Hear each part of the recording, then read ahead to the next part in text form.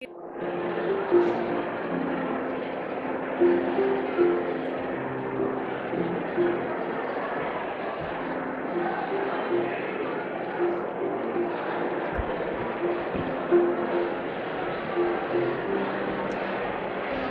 welcome to our service for Paki, Wieland.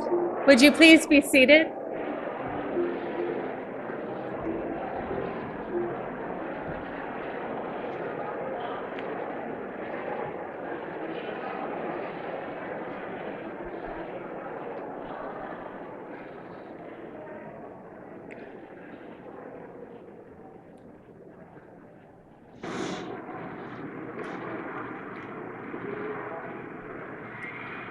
Just look at all of you. She would be so pleased to see you. Friends, we are gathered here today to remember, to honor, and to celebrate the remarkable life of Paki Wieland, renowned activist and organizer, beloved mother and grandmother, a dear sister and co-conspirator for peace and justice, a woman many of us counted as both our hero and our friend. My name is Sarah Buteau. I am the pastor here at First Churches, and as we have been pulling this service together, a number of you have asked me how I knew Paki. After all, her relationship with the church was what you might call complicated. But Paki didn't hold the fact that I was a pastor against me. Some might say this former nun, shaped profoundly by liberation theology, who later in life came to practice Buddhism, was spiritual, not religious. But having talked with her often about the state of the world and the state of her own soul, I've come to think that the best way to describe Paki would be to say that she was faithful. Whether she was engaged in silent meditation or centering prayer, marching for peace or getting arrested in protest, comforting the afflicted or afflicting the comfortable, I think Paki was I think Paki was faithful to the highest values and wisdom at the heart of all religious traditions. Paki believed in the inherent dignity and worth of every single person. She believed that everyone was created in the image of God and deserved to be treated and honored as such. And she held that belief with deep humility, profound courage, and a mischievous sense of humor. Paki understood that the line between good and evil runs through all of us, and she held the line. She told me she didn't have enemies. She hated certain ideologies, but she refused to hate people. She chose instead to love everyone. That was her calling. That was her vocation. I think that is probably part of the impulse that led her into the convent at such an early age and then propelled her right back out of it into the wider world. I didn't think this was funny. I guess this is funny. All right, I hear you, honey, I hear you. All right, propelled her right back into the wider world of peace activism, social work, education, community organizing, and civil disobedience. Paki told me that she tried her hand at many different kinds of personal relationships as well, and that as much as she loved her partners, she came to a place where she realized she probably wasn't meant to love just one person, or even just her immediate family, although she loved you more than anything, but was here to love all people as part of one big human family. She lamented how hard that was at times on the people closest to her. I imagined her drive to save the world, as admirable as it was, might have caused some tension at home. As someone with a vocation myself, I know that we are not the parents remembered for being at every ball game or recital. Our calling sometimes comes at a cost to those closest to us, a cost our loved ones did not necessarily sign up for. So I'd just like to say that the fact that Paki was able to stay so connected and find such loving care and support amongst her family, especially at the end of her life, was something she received as a profound gift of grace. It was particularly beautiful in her final weeks to see how Marcel and Tim turned their guest room up in Conway into Paki's room, complete with her art and dresser, her bed and her lamp, all her favorite things, so that when she woke up every day, she was home. They invited Crystal to move in, and her beloved grandsons, James and William, came home as well. Paki had that beautiful view out her window, and then, as if some unspoken decree had gone forth, people began to make their pilgrimage to Old Cricket Road to honor our dear friend. So many people. And Marcel and Tim, you opened your door wide. You created a space for her to say goodbye to her community and for us to say a good goodbye to her. You created a space for her to reconcile with her long-lost brother, which was a balm to her soul. You created the space for her to live well right up until the day she died, to die well when the day came, and to let go in peace. For that, we thank you. Thank you, Marcel and Tim, for all you did for Paki. And thank you, Paki, for all you did for the world. Friends, today is a day of deep grief and even deeper gratitude. Gratitude for the life of Paki Wieland. So let us gather now to give thanks for all she taught us, all she meant to us, and all she accomplished while she walked in our midst. Our opening hymn is one I know she would love. How can I keep from singing?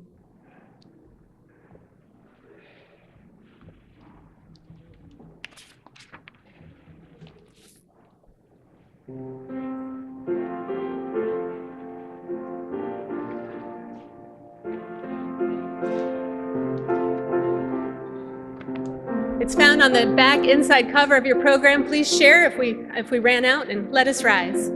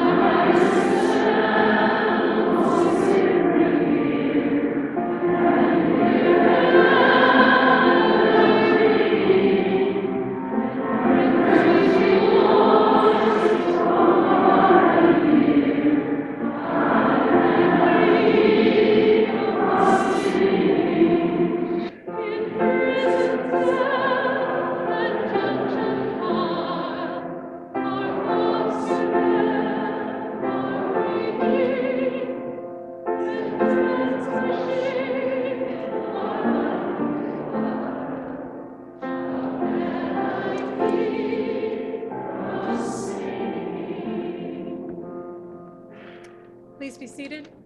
I'd like to invite Andrea Vazian forward.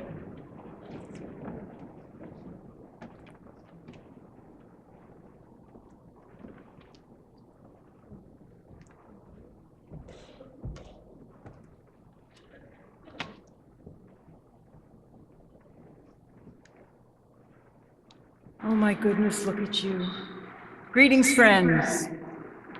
Thank you to Paki's family for giving me the opportunity to share a few words about Paki and then read her reinterpretation of Psalm 110. I am honored and grateful, thank you. And to Paki's family, my heart is with you and my love surrounds you. I knew Paki for decades. We were in an affinity group together and were arrested together many times. The affinity group consisted of Paki, Francis Crowe, Jean Grossholtz, and me. You have not lived until you have been incarcerated with Paki and those other fine rabble-rousers. When in jail, Francis wanted to engage with all the prison guards and convert them to the cause of peace and justice. Jean wanted to hear the life stories of all the women we were locked up with. And Paki wanted to sing. Let's sing another one, Paki would urge me on after we had finished one piece song. Think of another song, she would say after we had already sung for what seemed like hours.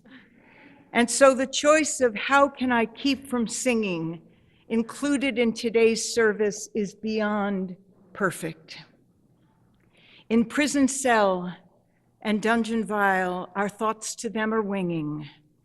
When friends by shame are undefiled, how can I keep from singing? In many jail cells, our Paki sang her heart out. She gave it her all. Just as she gave her all to every act of civil disobedience she engaged in, every march she participated in, every vigil she stood in, every teaching she attended, every workshop she led, every demonstration she took part in, and every Raging Granny's performance she sang in. Our Paki gave her all to every moment of her wondrous, inspiring, and courageous life. I sought out Paki in 2004 when Ellen Ogarten and I decided to create a book in which every one of the 150 Psalms in the Bible would be rewritten by an ordinary person. Of course, when I had the idea for the book, I went and found Paki. The book called Psalms in Ordinary Voices has each one of the Psalms reinterpreted by a friend, neighbor, or colleague in their own words. I cannot now remember if I chose Psalm 110 for Paki to rewrite or if she chose that psalm herself. Either way, Paki tackled a tough psalm and rewrote it with grace and beauty. Each person got to choose the title or descriptor under their name next to their picture. Paki chose Peace and Justice Activist. The original version of Psalm 110 from the Bible is printed in your bulletin. Listen now to the way Paki chose to reinterpret that psalm, what she chose to do with the biblical words and images. Psalm 110 by Paki Wieland, Peace and Justice Activist. You are the promise of the divine. You are chosen now as you have been chosen, and you will be chosen forever and for all time. Awakening to the spirit within, you recognize your enemies, the shortcomings, the ego, the self-will. These enemies, as they entropy and decay, become the rich soil through which your being is nourished.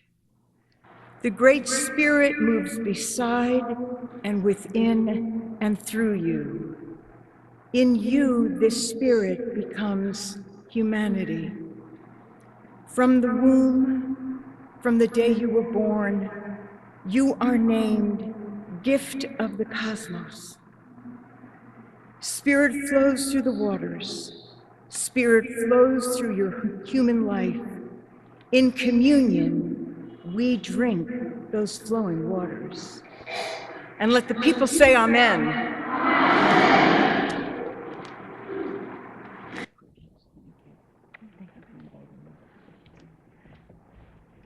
And now I'd like to invite the Raging Grannies forward.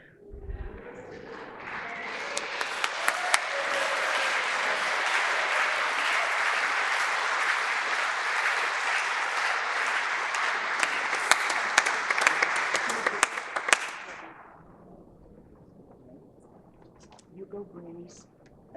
You go, grannies. You go, I know. You go, grannies. Was that all right? Yes, you did. Thank you. You go, grannies. You go, grannies.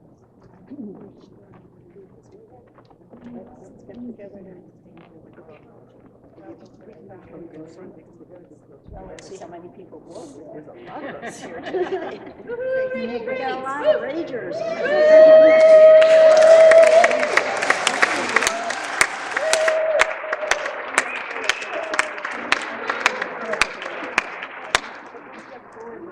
It'd be good if you all could get as close as possible. The closer we are, the better we sound. On the side.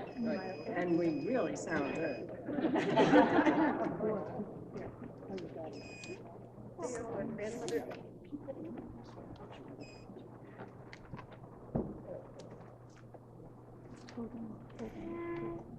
No, I just need to run.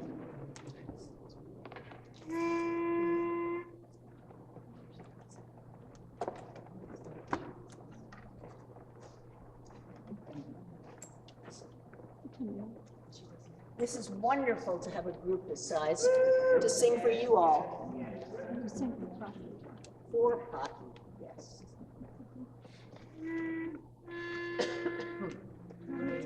One, two. Elsa, would you do that one more time? Her song.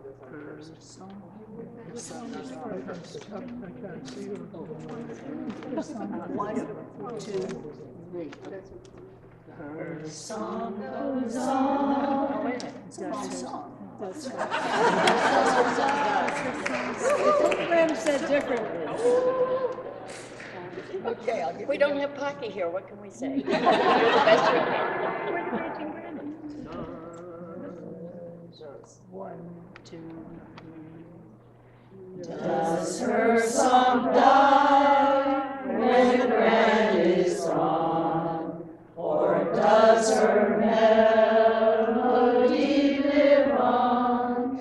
I think when she's no longer bound to this troubled earth, her song goes on. Her songs help quench the flames of war, and still the tyrants evermore. And through the strife we hear her still, and so we know her song goes on. The song she sang while with us here still bring a smile, a laugh, a tear. And though she touched, must surely know, though she is gone, her song lives on.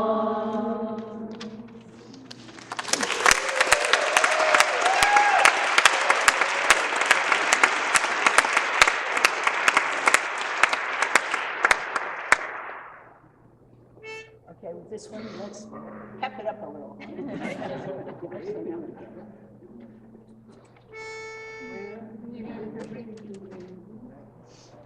We're raging grannies, and we're here to take a stand against the senseless killing raging in so many lands. No more missiles, bombs, or drones, that is our demand. We sing to end all war.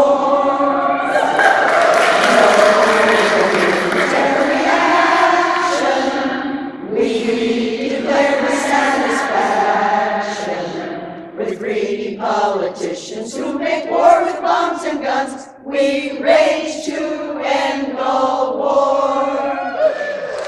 They told her to be quiet and they threw her into jail. But Paki was feisty and anything but frail.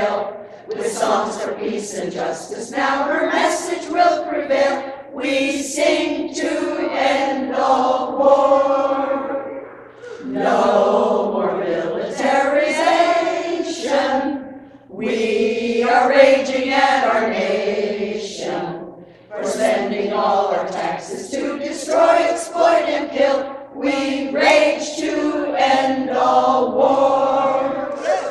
Our country keeps on sending drones to kill in other lands, and all of us must do our best to stop them if we can. We honor Paki's spirit as we rise to take a stand. We work to end all war. No military action. We declare satisfaction. Our grand songs of voices are will not be in the fight until we end all war.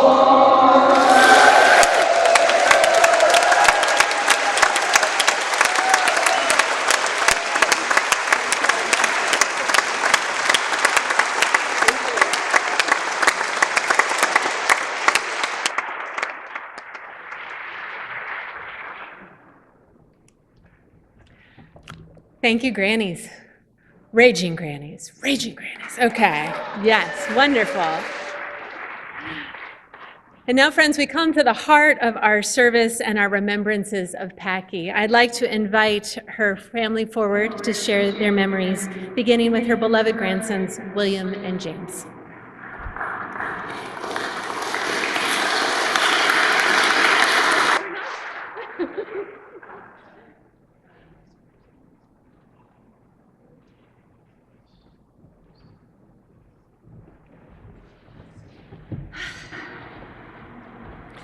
Actually, we're going to start with her daughter, Marcel, and my husband, Tim.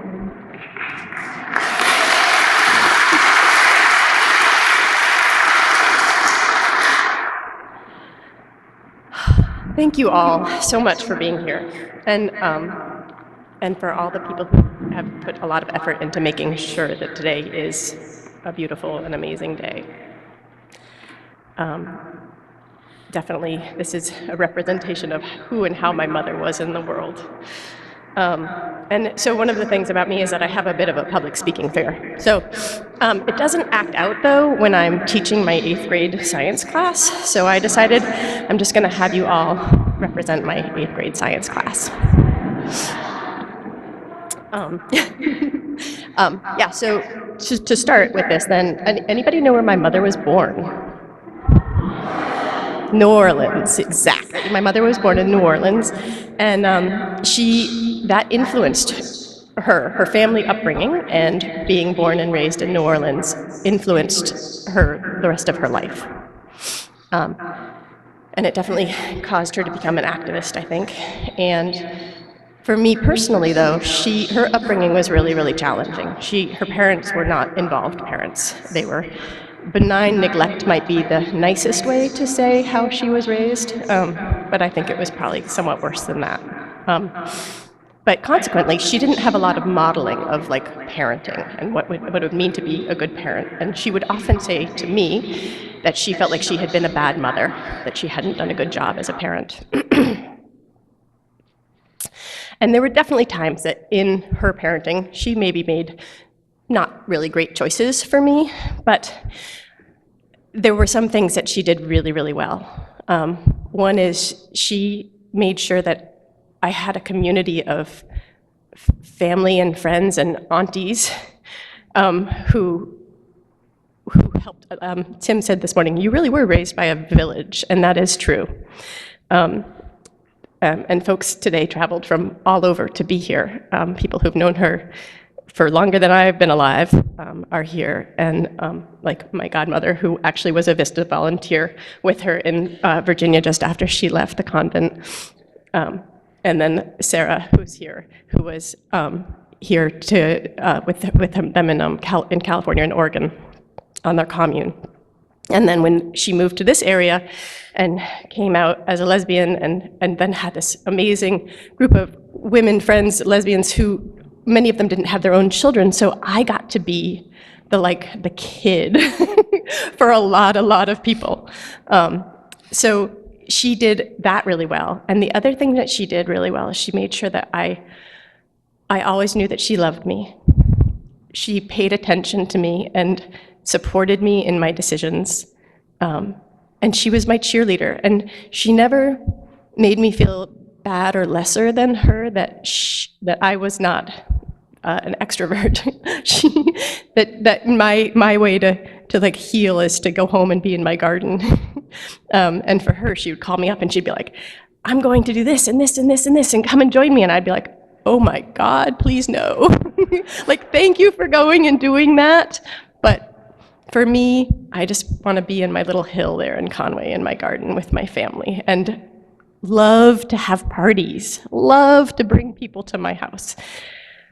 And then I love it when everybody goes away again. But those were the things. She made sure that I knew that I was loved, that I was supported. And to the very end, I felt that love always. Thank you. And thanks so much for being here.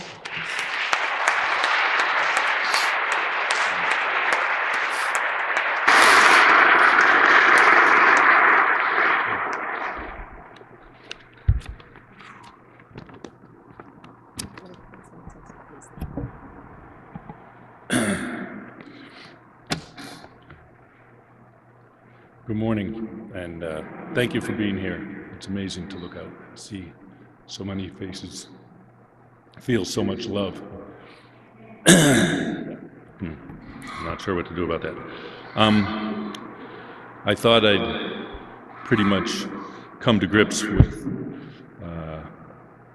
the loss of Paki, but as I look around this room at a couple hundred of her closest friends, kind of brings it all back up again. So thank you for being here. I'm Tim Morgan. I'm married to Paki's daughter, Marcel. Paki was my mother-in-law. As such, I didn't choose Paki, and she didn't choose me. That's the nature of mother-in-laws and son-in-laws, but I think we each could have done much worse. Even though we apparently had what she called a rocky start some 30-odd years ago, which I wasn't even aware of at the time. I felt like I won the mother-in-law lottery. She was always kind, generous, enthusiastic, accepting when she needed to be, and fun to be with. All good qualities in a mother-in-law. It was obvious to me from the start that Paki was committed to many causes, too many for me to keep track of. But I knew what her number one priority was, because it was the same as my own, her daughter Marcel. In my last conversation with Paki, I assured her that I would take care of Marcel, that we would all take care of Marcel, and that she'd be all right. I think that gave her comfort and eased her mind. Paki sang happy birthday to me for 30 years straight, 2 different versions, from wherever she happened to be and with whoever happened to be with her. I'm sure some of you here today have sung happy birthday to me over Paki's cell phone, whether you'd ever met me or not. When Marcel and I had our 2 sons, William and James, now young men, I think it gave Paki's activism another more personal focus, to instill in them a sense of responsibility for what she called the common weal, spelled W-E-A-L, the common good, and to make the world that she and we all are leaving to the next generation a more just and loving world. Everything she did was to that end, and to have fun. She definitely could loosen up and have fun, as you probably know. I remember when she came back from a trip to Hawaii, having changed her name from Pat to Paki. When I asked her why she had done that, she said, because saying the name Paki does this thing to the corners of your mouth. It makes you smile. And it's still true, and will be forever true.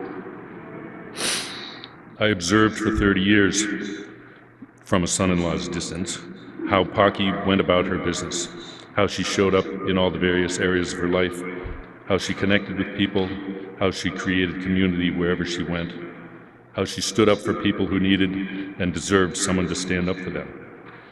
The concept of love thy neighbor really expands into something beautiful when you consider, as Paki did, that the whole world is your neighborhood. It's inspiring and a little daunting, and Paki did it naturally as a part of who she was. That was her superpower, the ability to connect with people in a way that made them, us, feel personally seen and accepted. It didn't matter if you were male or female, young or old, or who you voted for in the last election. She would look for and see your common humanity and go from there. What a gift she was to so many people.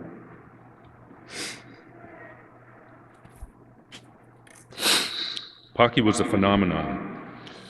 We've had bumper stickers made that say, "I'm a friend of Paki W." I hope you'll take one and put it on your car, if you have one. I look forward to seeing you driving down the road or parked in the parking lot at the grocery store and being reminded of the connection that we share with each other and with Paki.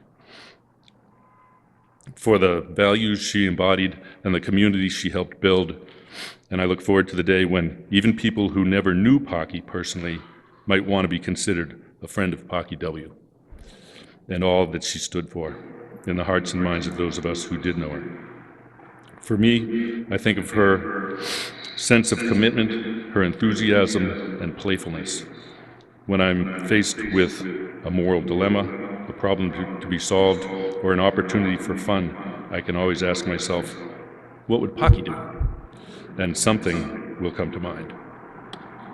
That's the phenomenon of Paki. We still have that. Paki spent the last 2 weeks of her life at home with Marcel and me, William and James, her brother Barrett up from New Orleans, Crystal, Barbara, Kate, Janice and Karen, and countless others, helping out or stopping by to visit. Thank you all. Oddly, looking back, I remember it as a sweet time, a celebration of love and connection and community support. The grace and courage with which Paki navigated her final chapter was special, as she was truly inspiring. She taught us a thing or two about living life right to the end.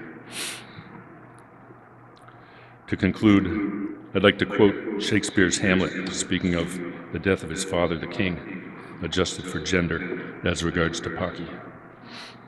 She was a woman, take her for all in all. I shall not look upon her like again. We shall not look upon her like again. Thank you for being here, sharing this moment with me and my family, honoring Paki.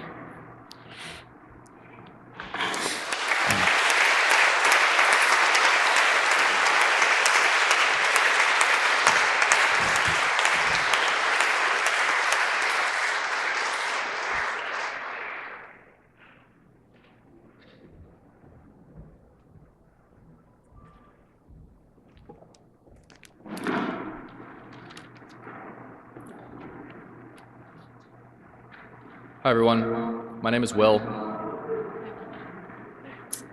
I'm here because Paki asked me to speak. I'd like to take the opportunity to share with you some of the reasons that I feel lucky to have known Paki as my grandmother. As long as I can remember, I've always known that Paki loves and cares for me. She's encouraged and supported me in most everything I've done. She would always take the time to talk with me, discuss and refine big ideas, challenge each other's thinking, share jokes. She also introduced me to many wonderful things in the world. She taught me recipes, a love of seafood, many classic games. She showed me beautiful places. She took me to Audubon land, oceans and beaches that she loved. She brought me to culture, art museums, theater, my first Broadway show, a jazz club in a medieval Paris dungeon.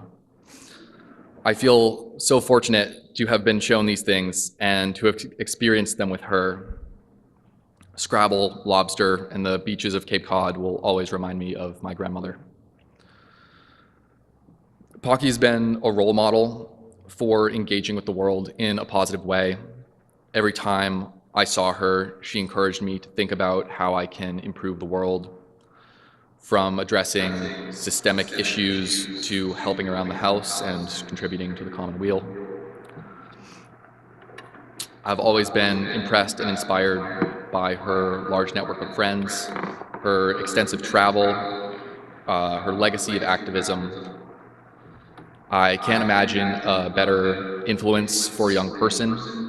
The thoughtful time and energy she gave me helped to make me who I am today, and I miss her so much. Thank you for listening.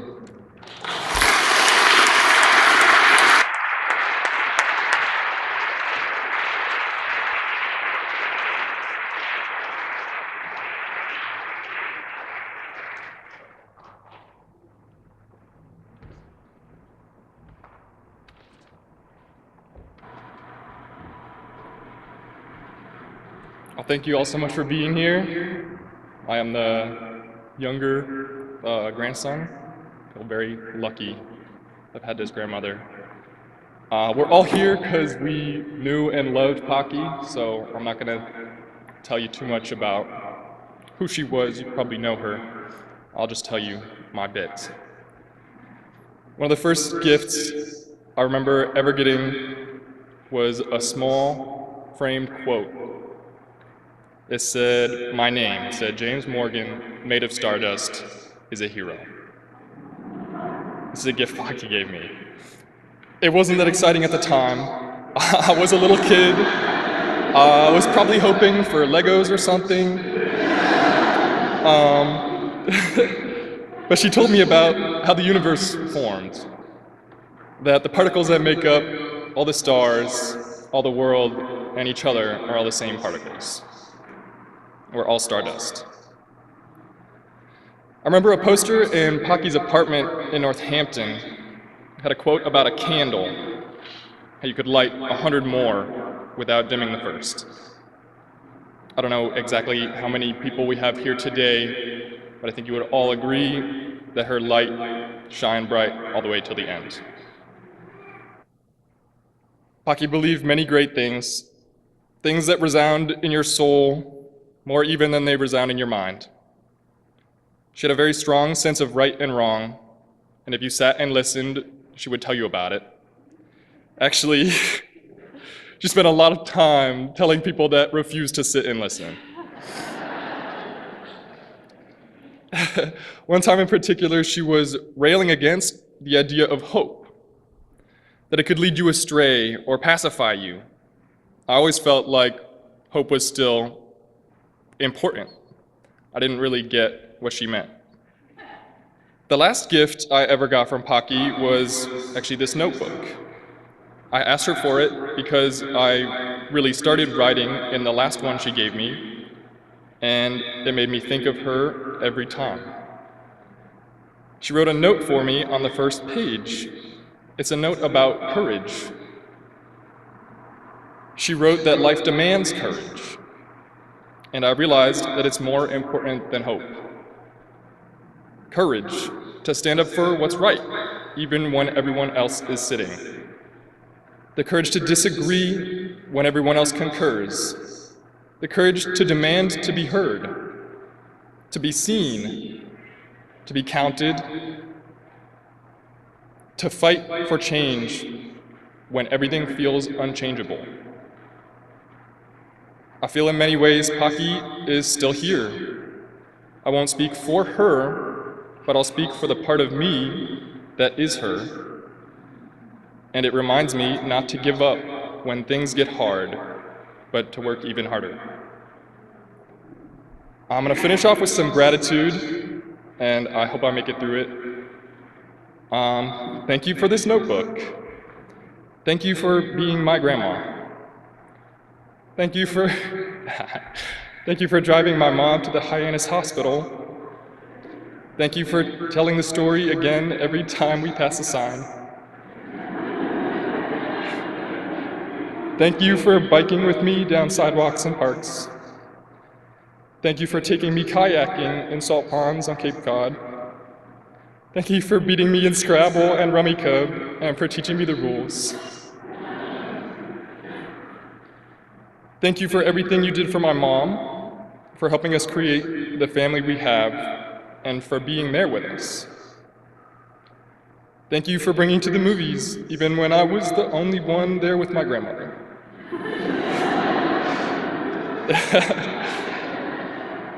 Thank you for taking me to drag shows on Cape Cod and Broadway theater, just to expand my horizons.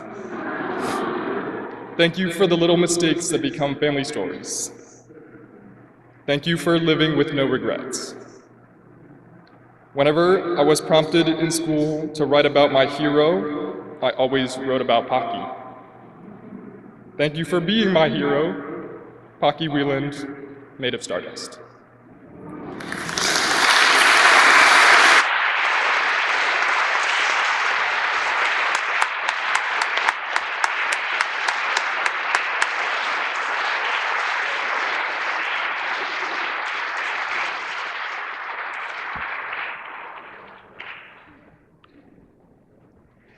Good time to take a break and blow your nose. That was beautiful. I'd like to invite Green Street Brew to come up and join Tim in singing None of Us Are Free.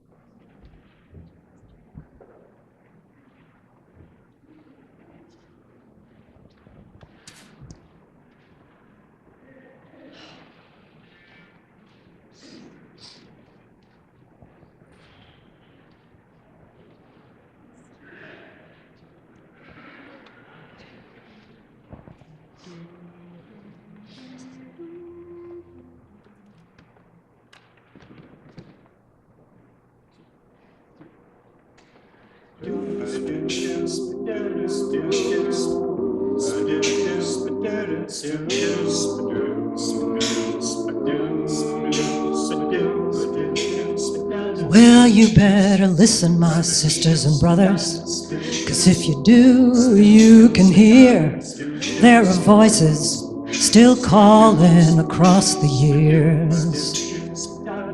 And they are crying across the ocean, and they're crying across the land, and they will till we all come to understand. None of us are free. None of us are free. None of us are free. If one of us is chained, none of us are free. And there are people still in darkness, and they just can't see the light. If you don't say it's wrong, then that says it's right.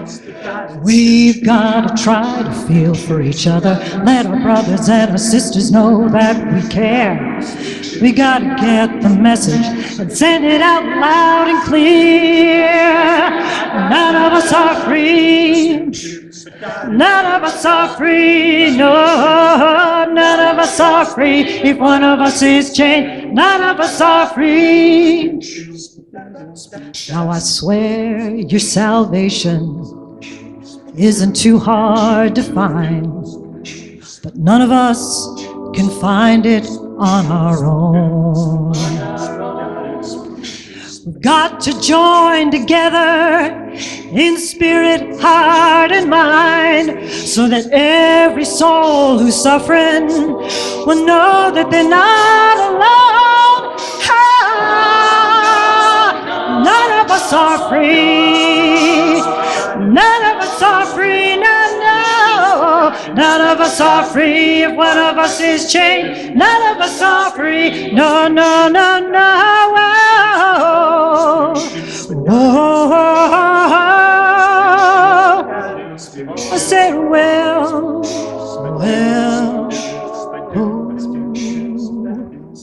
Now if you just look around you, you're gonna see what I say. The world is getting smaller each passing day.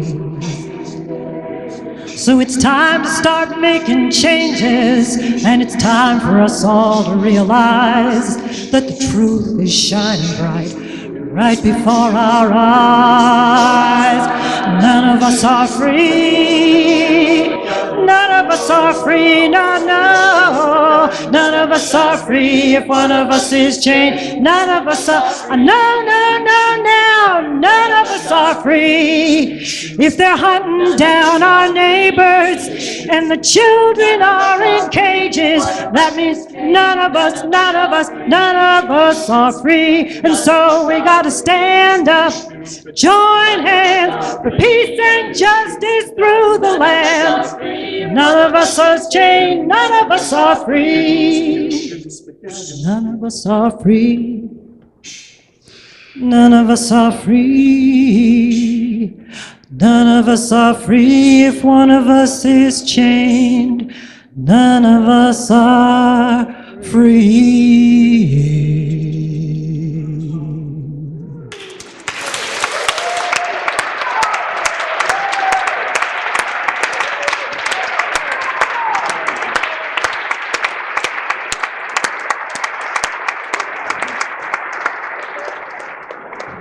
Thank you so much. That was beautiful. We now have three friends of Paki's who would like to come up and speak. I'd like to welcome Ann Wright, her fellow activist from Veterans for Peace.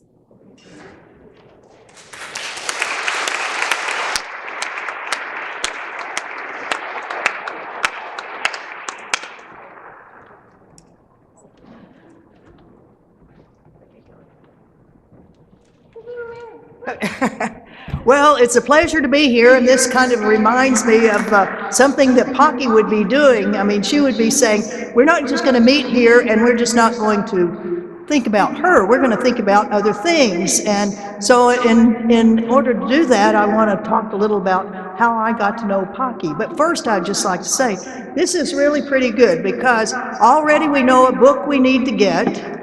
We already know we have songs we need to sing, thanks to the Raging Grannies again, and we've got bumper stickers, so what more do we need?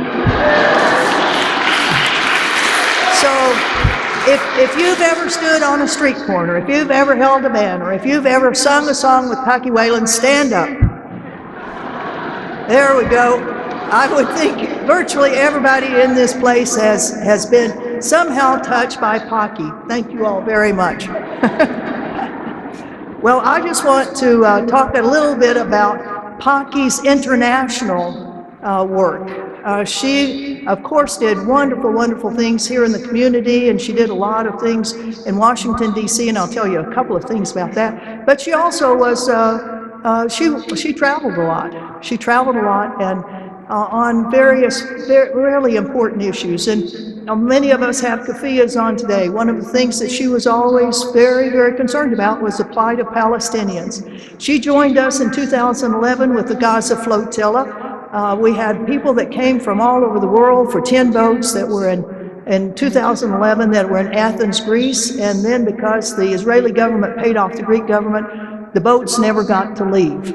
Never got to leave, but Paki was there. And in good Paki style, along with a lot of other people, she, well, I wouldn't call it quite getting arrested in Greece, but detained overnight in the police cell, along with some other very, very good singers, including Medea Benjamin, Kathy Kelly, Ken Mayers, and when they came out of the little jail in Athens, it was like the guards there were going, we've never heard so much singing in our lives. But then I'll just mention, I've just come back from the Mediterranean with the latest flotilla, the last 2.5 months, as we've been having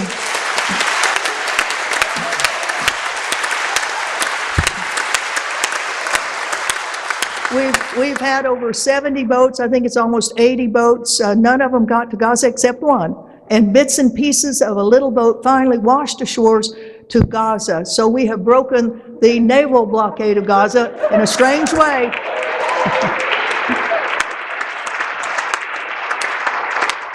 But as Paki would say, you know, you've heard about the brutality that the Israelis did on our nearly 500 people from around the world that were passengers on the various boats of the flotilla. Treated really terribly, terribly, treated like Palestinians. And so, as Paki would say, if whatever you do to a Palestinian, you can do it to me, because we're standing with Palestine. And that's what we want.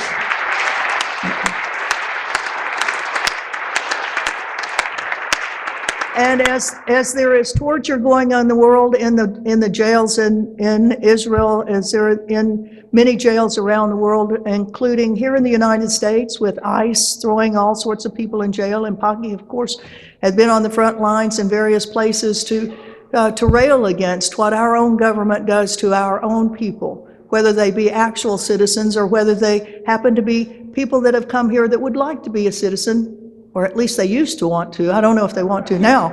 But anyway, so the torture that's there, and she remembered people that had been put in jail 24 years ago in Guantanamo.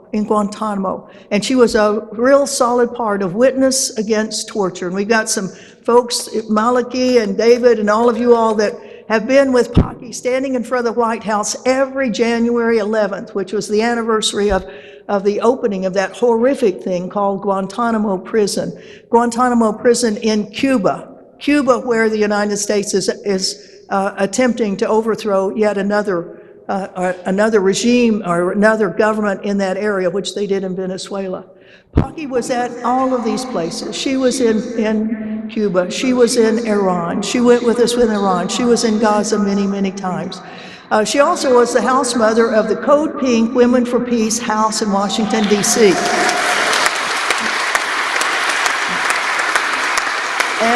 And I bring greetings from Medea Benjamin and Jody Evans and Ty Berry, who are leaders of Code Pink, who wish they could be here today with everyone, to say thanks to Paki for putting up with all of the stuff that would happen in the Code Pink house. I don't know how many of you all actually came to be with us as we would use a house as a springboard to go into the Congress, to go after the congressional men and women who are mean people to the world and to us now. So as we consider Paki right here and all these wonderful pictures we have, I mean, Paki is kicking us in the butt to say, you all better not stop protesting. You'd better be out on the streets every single week, that we've got work to do to make our world a better thing. So for Paki, presente!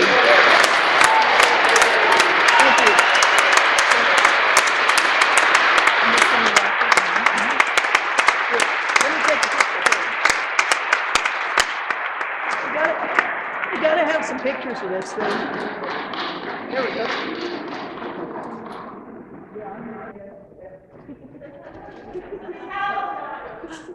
All right. Free Palestine. I'd like to invite Crystal Zevin to come forward, a dear friend of Paki's. There she is.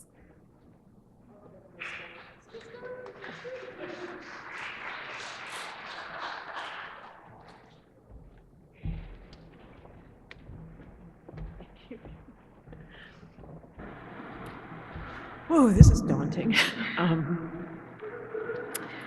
So Marcel asked me if I wanted to speak, and I said, give me time to think about it, because I really couldn't imagine. I'm also not a public speaker, and I really am not. But then I thought, Paki and I had this really special relationship, and so I needed to speak. And then came the problem of what would I say about this larger-than-life person that I called my best friend. And I thought about it, and I thought about it, and then I said, oh, yes, Paki and I had a very special relationship, just like she had a very special relationship with each one of you here. There was no one who was lesser. No one with whom she didn't have a special relationship. Not to say she might not roll her eyes when you walked out of the room for not getting it, or that she couldn't be mad at you. But no matter how mad she was, if you needed her, she was there. I mean, you know, we played Words with Friends every morning. My daughter's filling in. So I thought I would just share one story, which some of you have heard, but that we love to tell over and over again because it kind of epitomized our relationship and the way we communicated. We used to meet in White River Junction at a place called Fatty's Barbecue fairly often, and it was sort of halfway between us, except Paki would be very quick to say, it's 5 or 10 minutes longer for me. And we met this one time, and Fatty's was closed, so we ended up at the Turkish place. And we're sitting there yakking. We never lacked for things to say. And it was about a month after Standing Rock had started. And I said, you know, they want people to come. And Paki, there was a pause. She looked at me and I looked at her and she said, let's go. And we did. And that's kind of how, how it worked with us. We just would say, oh, I've never done the Civil Rights Trail. Me either. Let's go. And we would go. We were road warriors. Sometimes when we stayed at a lot of Catholic worker houses, she'd look at me and say, is this too Catholic for you? But when we'd get to some place, often we went in two different directions, a huge rally or a huge march, and, you know, I'd see someone here, she'd see someone there, and, you know, we'd go, and we never made a plan, but we would always meet up at the right place and the right time. It was, you know, it was uncanny. I've never had a relationship like that with anyone. So the last thing I'll say is what really was the glue in our relationship was barbecue and Dairy Queen. We both realized that as we're on the road that we loved Dairy Queen since we were kids. And so we would go way off our trajectory to get to a Dairy Queen or the barbecue somebody had recommended. When we did our trip in the South, we had barbecue every single day. And I can tell you where the best barbecue place is in Kansas City or in Memphis or in Selma, Alabama, the best, where we ate our barbecue on the other side of the Edmund Pettus Bridge. And I just want to say thank you to all of you. I got to be there for the last weeks of Paki's life, which was the greatest honor. And, you know, we had to create a set schedule. There were so many people that wanted to come, and I know a lot of you are here and see her. And I thought I knew Paki really well. We had hours and hours and hours of road time, and we talked. We never lacked for something to say. But I got to hear stories and things about her that I never knew. And so I thank you all for being part of Paki's life and for becoming a part of mine. Paki Wieland presente.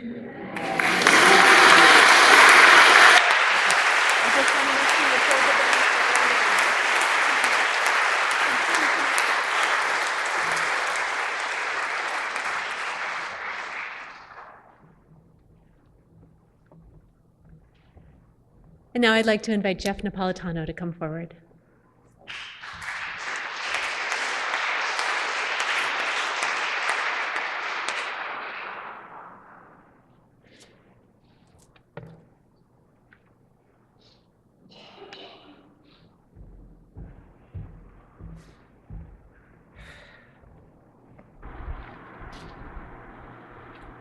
So, I've been trying to remember my first memory of Paki, but for the life of me, I haven't been able to narrow it down. My first experience of her was not meeting her in person, but rather hearing of her. That as the new director of the local American Friends Service Committee, I was told I needed to start a campaign ASAP to contact our members of Congress to get her out of trouble somewhere overseas. But Paki got in trouble in so many places that doesn't actually help narrow it down at all. I think it was likely the spring of 2009 when she was sitting at the entrance of the Rafah border of Gaza, along with Ellen Graves, her frequent partner in crime, trying to allow in humanitarian aid. It probably wasn't in fact, I'm pretty sure it wasn't as late as 2011 when she was thrown in a Greek jail after being pulled off the boat that was part of the Freedom Flotilla. And then there was the emergency campaign in 2012 to get the State Department, we were all calling, I think it was John Kerry's office, to spring her from jail in Bahrain, where she was arrested by government forces after joining rallies that were part of the Arab Spring.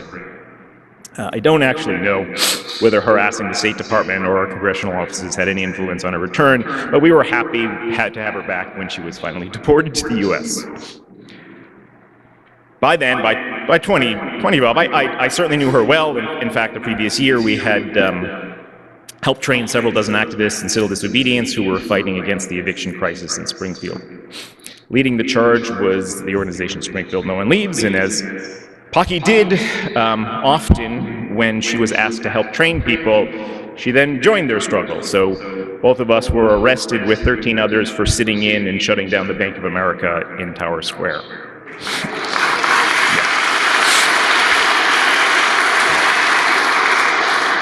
I didn't know Paki before she retired. I didn't know her as a working person. I only met her when she was in her 60s and a full-time activist. We were closest during the 20-teens when we both caused a bit of trouble.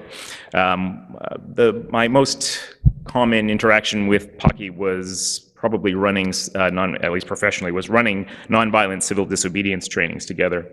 And I don't think I ever turned down a request to be her training partner, whether it was for Jewish Voice for Peace or for protesting the banking industry's complicity in climate change or any number of different issues. But she was many things to me, and our lives intersected in many ways. She was a surrogate grandmother to my kids. In fact, the first time that I ever went kayaking, I went with her and my two kids in a little spot in East Hampton. She was an advisor to the AFSC office and a regular presence among the team of interns from UMass and Smith and Hampshire colleges. Once every other week, we'd buy each other lunch at Sylvester's and complain about ineffectual Democrats and the woes of the world. And some of you might remember Friday night documentaries at the MEF, and then promptly, and then promptly scooting over to Packard's for gin and tonics, which were her drink of choice. And then there was when she somehow talked me and several others over the years into producing the Bread and Roses radio show with her. I've actually been adding things as they keep coming to me of the different things that she talked me and many other people into doing. The list goes on very long. Being friends with Paki meant causing trouble with her. But I could not keep up with all of the different ways that she put herself on the line.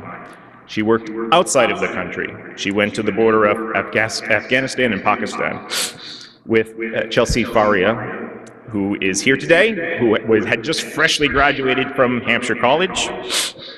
Right? Yeah. Chelsea, she was very proud of you. She loved you very, very much. They were there to talk to women in that area who had lost husbands and brothers and sisters and children to incessant drone attacks by the US. She also worked inside of the country. She worked in Vermont with the Shut It Down Affinity Group to close down Vermont Yankee.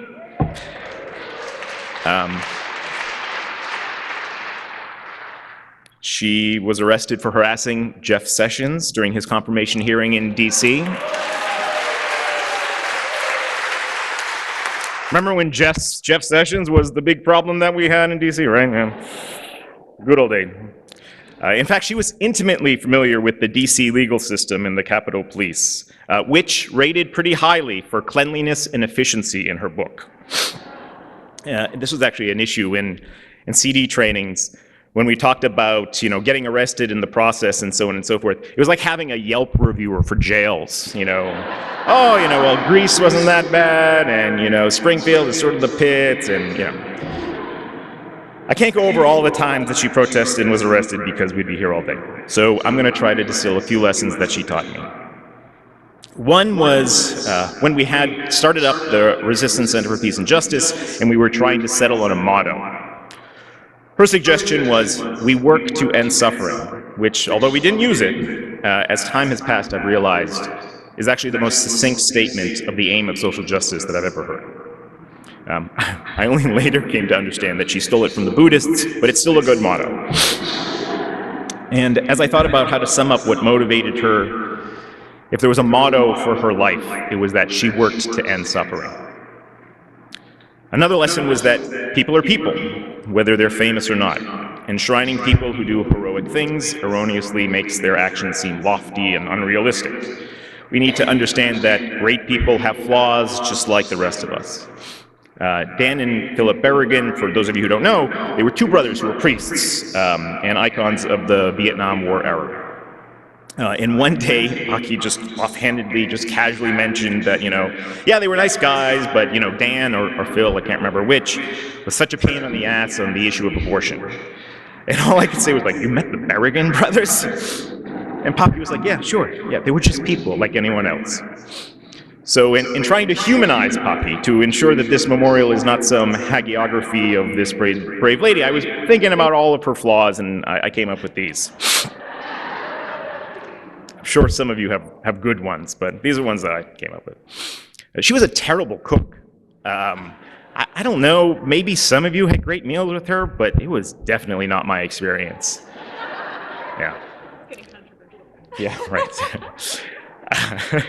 I'm happy to be corrected after this, incidentally.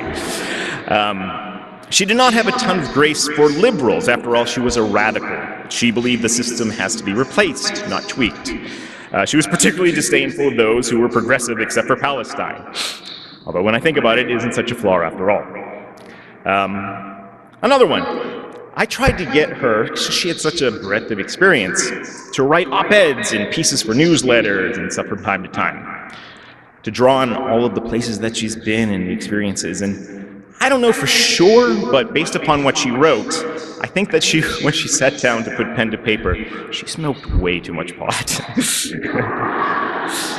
That's pretty much it. It honestly isn't a long list. Paki was just like us, but she was heavy on the best qualities of humankind, and she was light on the worst. What she did was not magic. It was not magic. She was just a stubborn old broad who spent her free time physically putting her body in a place of confrontation with injustice, any injustice, which Marcel, I know, was a very uncommon source of stress for a daughter to have from her mom. Another lesson that she reinforced, especially during CD trainings, was the MLK quote about the arc of the moral universe being long but bending towards justice. She was no fool. Every time that we reviewed this principle, she made a point of telling everyone, but only if you grab that arc with both damn hands and pull on it.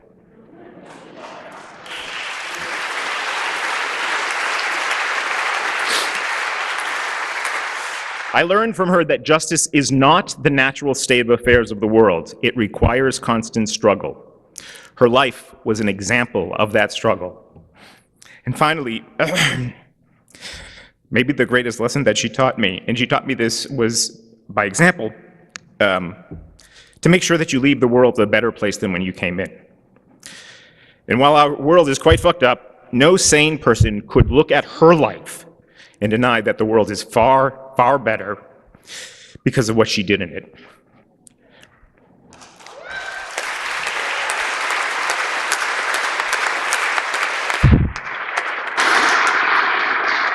I miss my old friend, and I will have achieved something great, and all of us will have, if I have just a fraction of the impact that she did in her life. Paki, presente.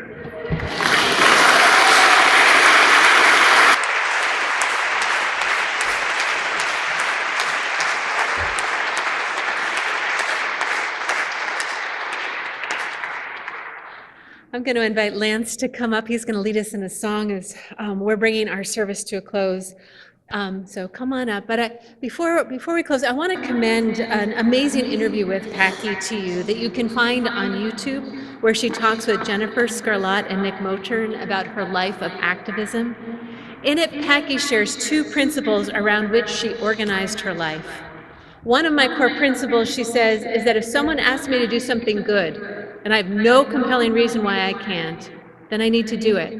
If someone says, come to Bahrain, and I'm free, I go to Bahrain. That willingness to help led Paki from Appalachia to Afghanistan, from Ireland to Iran, and many, many places in between. Later on in the interview, she says, "How will we get through this time? We will get through it with love. We still have a lot of work to do, and we have to do it with love." Friends, Paki has gone, but she would be the first person to tell us that the work remains, the work is far from finished, and that the only way to do that work is with love. So if someone asks you to help and there is no compelling reason to say no, in honor of Paki, do what you can and do it with love. We're going to sing of that world she was still longing for now. Lance is going to lead us in John Lennon's Imagine, and then I'll lead us in a Buddhist prayer of release.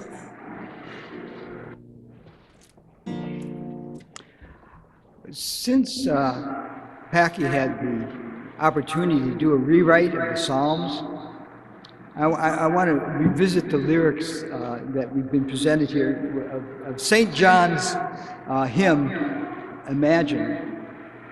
I had an experience that was sort of transformative to me in coming to a deeper understanding of the feminist dimension of life.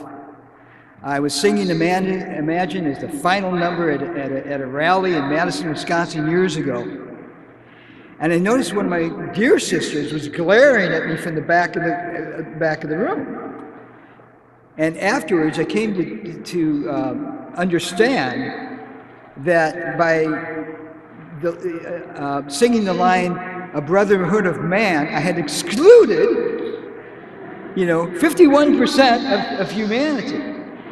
And I was very pleased to see that in Rise Up Singing, sort of the latest iterations, they've replaced that with "Nor folks with empty hands." Yeah, no folks with empty hands. And I invite you to, as you read along, try to remember that, and I might be able to remember that as well. I also, just in terms of arrangement, we will be as one, we will live as one. That notion is a visualization. Imagine is a visualization, and this is a form of prayer that we can bring to the world, bring through our hearts into our lives, in honor of Paki, who I had the honor, the great blessing to be a neighbor of. The second part of the commandment, love your neighbor as yourself. Well, I was blessed to be a neighbor in the Wieland house with Paki, and to see that her ability not only to be in the world and acting, thinking globally, she acted globally, but she also acted locally. And her presence in the coffee hours, her presence in the Wisconsin, boy, there's a brain fart, in the Weldon Tenants Association was always inspiring, as she brought the heart of a lioness into the mix. So with that, let's join Paki. Join Paki. I've sort of heard two different pronunciations now, right? Oh boy. Join Paki in imagining the world that St. John imagined. No folks with empty hands. It could be nor or no. Each in their own heart, in their own hearts, in their own way.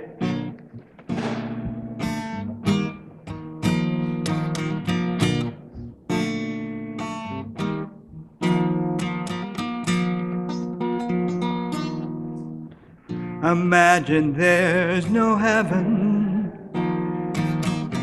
It's easy if you try.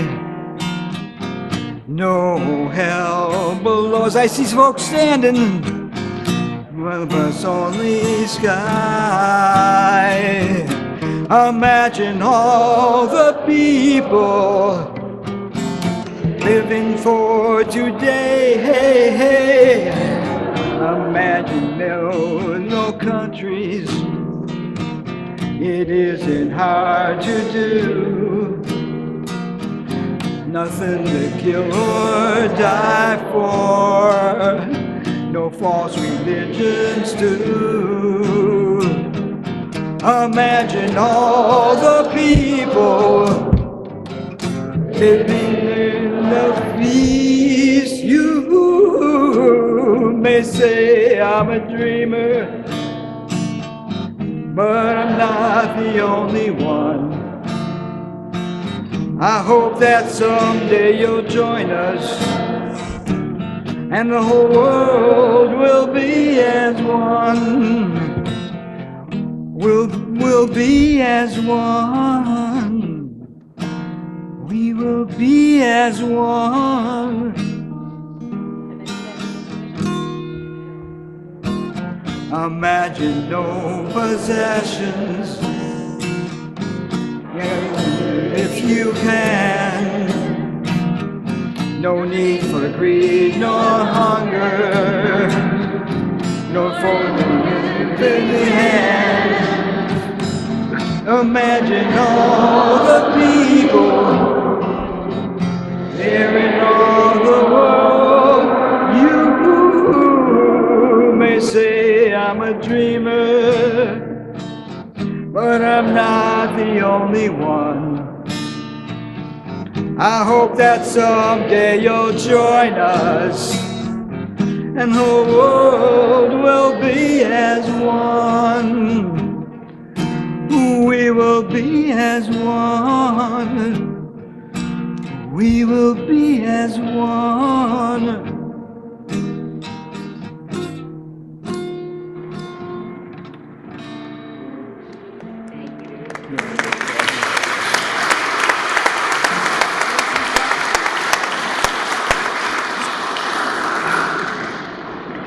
I'm actually going to invite the expandable brass band to come in possibly. We'll see if they're ready.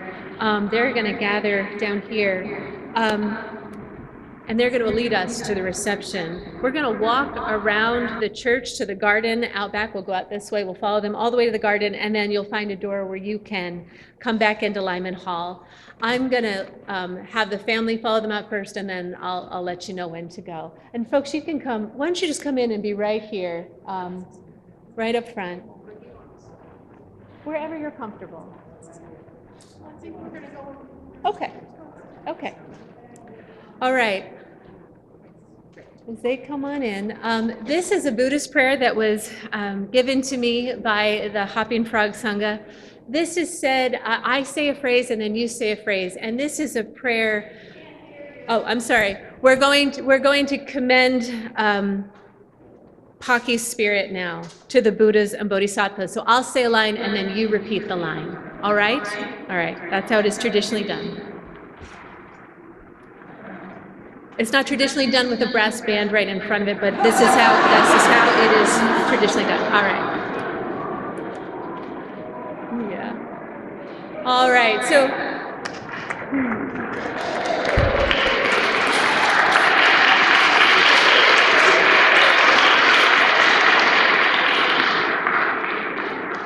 we're going to both honor this activist, this Buddhist, and this daughter of New Orleans. All right. So friends, would you please repeat after me?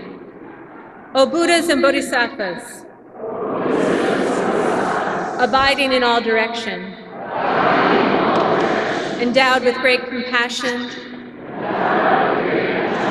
endowed with love, affording protection to sentient beings, consent through the power of your great compassion to come forth.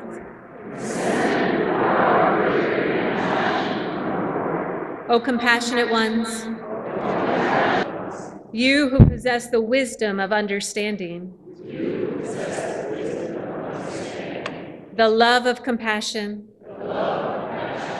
the power of protecting in incomprehensible measure,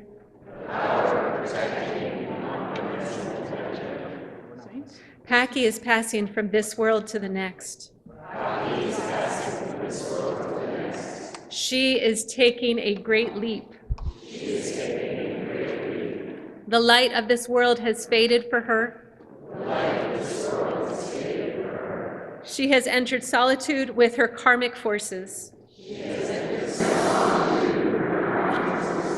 She has gone into vast silence. She is borne away by the great ocean of birth and death.